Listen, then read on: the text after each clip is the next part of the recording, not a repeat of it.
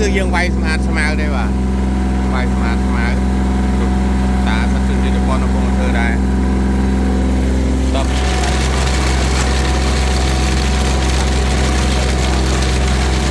យ៉ាងនេះមកដល់ចាស្មាតស្មៅមកសា